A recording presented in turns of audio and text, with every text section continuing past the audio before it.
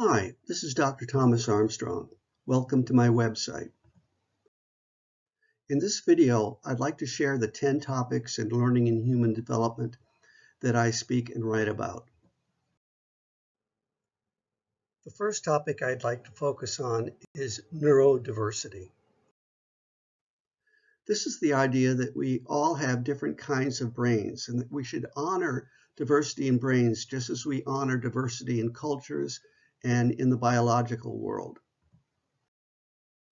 I've written 2 books on neurodiversity. The first is The Power of Neurodiversity, Unleashing the Advantages of Your Neurodivergent Brain. This is a completely revised and updated second edition that just came out that is an updated version of a book that I wrote in 2011.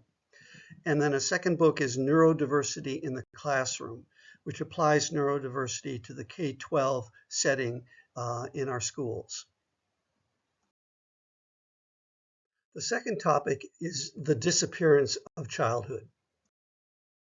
I'm concerned that children are no longer playing like they used to. They're focusing most of their attention on video games and such. And we're asking children to do things that they're not developmentally ready for.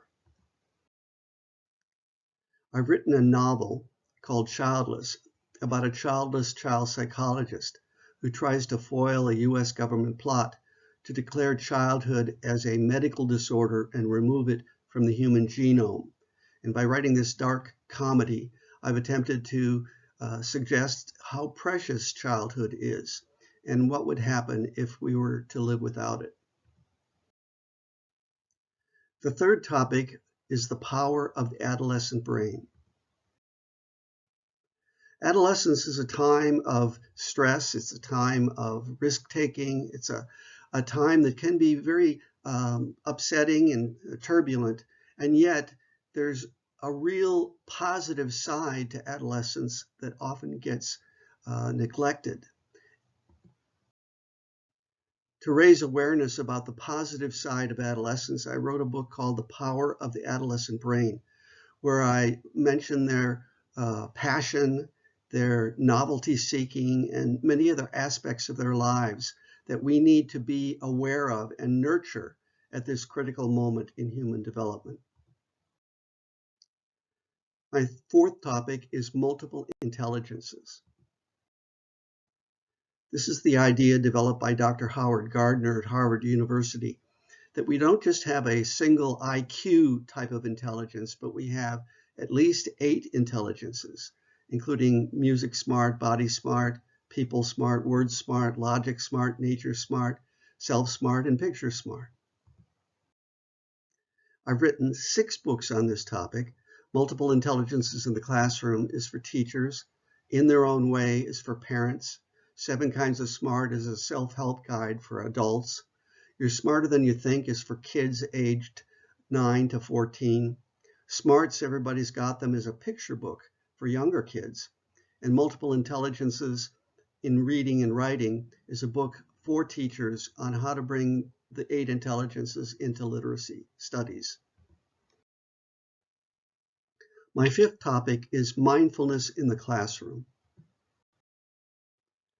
I've been practicing mindfulness for the past 30 years, and it became apparent to me that we have huge amounts of stress in our schools, most recently because of the pandemic.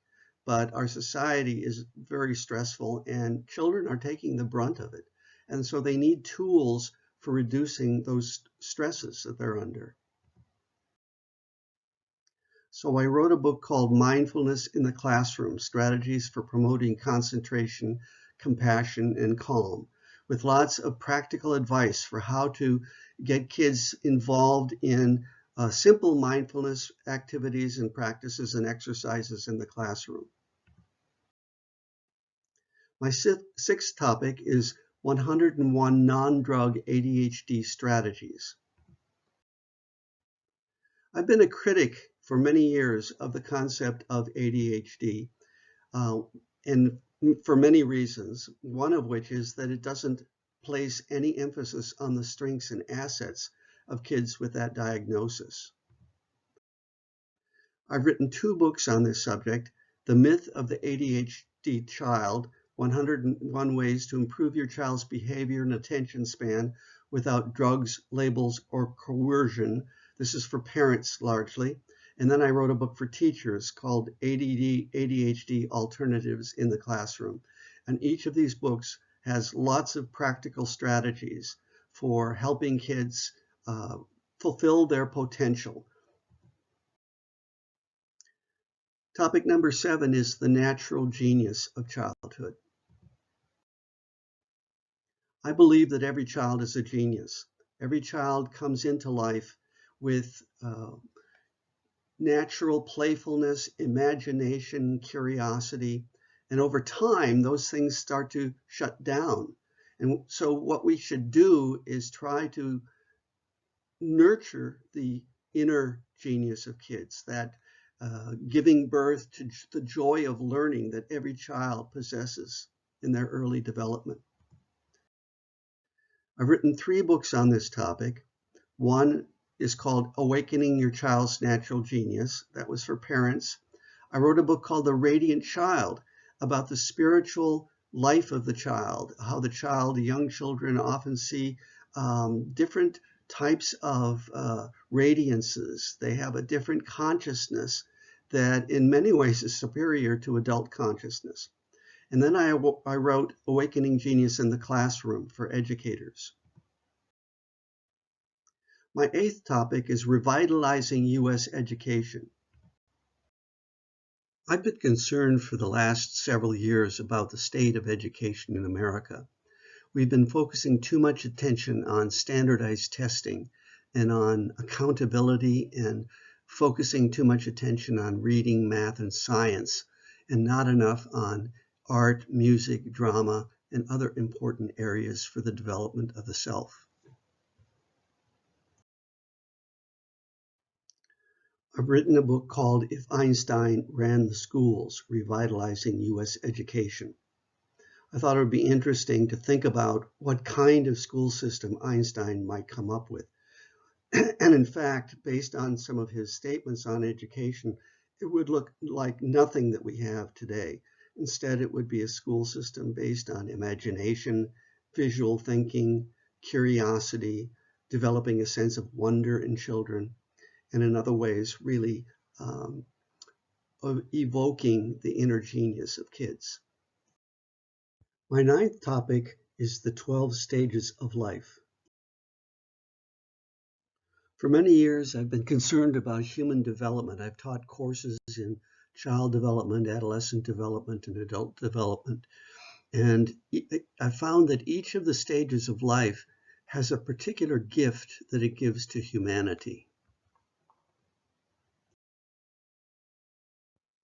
I've written a book called The Human Odyssey, Navigating the 12 Stages of Life, which is like a personal guide to the journey of your life, from pre-birth to death and even what's beyond death. My 10th topic is the best schools. I've been critical, as I've said, about education's placing too much emphasis on academics and not enough on human development.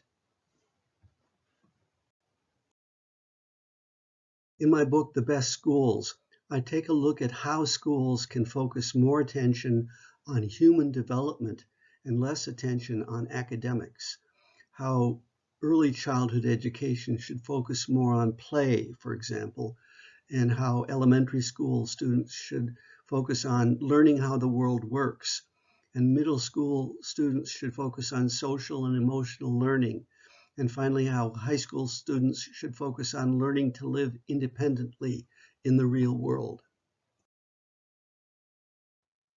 Now I just briefly want to give you a picture of how my website works. First of all, in the left column of my website, you'll find a list of the books that I've just discussed. And by clicking on them, you can go to the Amazon site and order them. On the right side of my website, you'll see some of my recent blog posts and also my recent tweets. In the middle of the website, you'll see this video that you're now watching. And you'll also see a summary of my 10 topics as well as essays that I've written on each of those 10 topics. If you look at the yellow circle on the horizontal line, the ribbon across the website, you'll see my bio will give you a lot of information about my background. I also have a link to my curriculum vitae. The book section provides more information about the books that I've talked with you about in this video, including endorsements from others, including links to other materials related to the books. The resources section provides links to many of the articles that I've written over the years, many essays that I've written, as well as links to blog posts I've done for other websites, and even my slideshows from past presentations.